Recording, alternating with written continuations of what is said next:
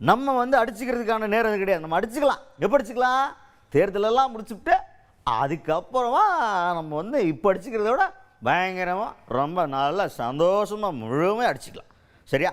அதனால் இப்போ வந்து நம்ம வந்து அடிச்சுக்கிற நேரம் கிடையாது, ஒன்றா சேர்ந்து வேலை பார்க்க வேண்டிய நேரம் அப்படின்னு அட்வைஸை போட்டிருக்காங்க.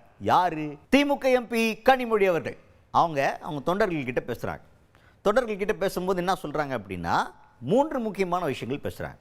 1, பாஜகவை எவ்வளோ சீரியஸாக நம்ம எதிர்கொள்ள வேண்டிய சூழலில் இருக்கோம் அப்படிங்கிறத சொல்கிறாங்க. அது ஏன் அப்படின்னா, நம்மளை எதிர்த்து அவங்க நிற்கிறதுக்காக தனியாக நிற்க முடியாதுன்னு தெரிஞ்சு இப்போ அரசியல் இருக்கக்கூடிய கட்சிகள் எல்லாத்தையும் ஒன்று திரட்டி ஒரு பயங்கரமான ஃபோர்ஸையே உருவாக்கி பாஜக நமக்கு எதிராக நிற்க வைக்கிறதுக்கு முயற்சி பண்ணுறாங்க. அப்போ அவங்க நம்மளை எவ்வளோ சீரியஸான எதிரியாக பார்க்குறாங்க. அப்போ நம்ம வந்து சும்மா ஏப்ப சாப்பையாக பார்த்துடலாமா? அவங்கள நம்மளும் சீரியஸாக தான் பார்க்கணும் அப்படிங்கிற ஒரு பாயிண்ட். 2வது என்ன அப்படின்னா, கட்சிக்குள்ள கருத்து மோதல்கள் கண்டிப்பாக இருக்கும். நமக்குள்ள நிறைய கருத்து வேறுபாடு இருக்கும். ஆனால் அந்த கருத்து வேறுபாடை வச்சு கொழாடியில் சண்டை போட்டுக்கிட்டு இருக்க நேரம் இது கிடையாது.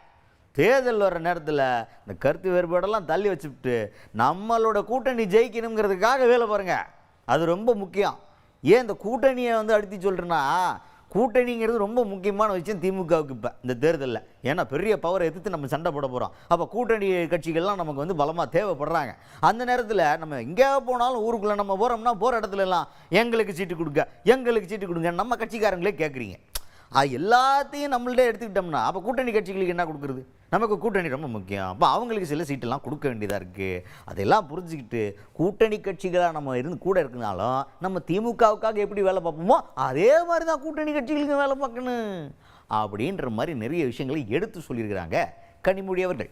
தேர்தல் காலத்தில் எப்படியாவது திமுகவை வீழ்த்திடணும் அப்படின்னு ஒரு யாரெல்லாம் வந்து இனிமேல ஒரு நிலையிலே ஒரு இடத்திலே வந்து தேர்தலை சந்திக்க முடியாது, ஒன்றாக தேர்தலை சந்திக்க முடியாது என்று முடிவு செய்து வைத்திருந்தார்களோ அவர்களையெல்லாம் பிஜேபி ஒரு அணியிலே திரட்டுகிறது என்றால் நம்மளை எந்த அளவுக்கு அவங்க எதிர்க்கணும் அப்படின்னு இந்த தேர்தலிலே பணியாற்றுகிறார்கள் என்று நீங்கள் புரிந்து கொள்ள வேண்டும். வரக்கூடிய தேர்தலில் நமக்கு சில கருத்து வேறுபாடுகள் இருக்கலாம், நமக்கு யாரையும் பிடிக்கலாம், பிடிக்காம போகலாம்.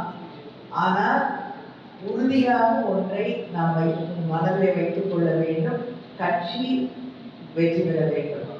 கட்சி வெற்றி தான் நம்முடைய வெற்றி. நமக்குள்ள இருக்கக்கூடிய சண்டையெல்லாம் தேர்தல் முடிச்சு நல்லா போடலாம்.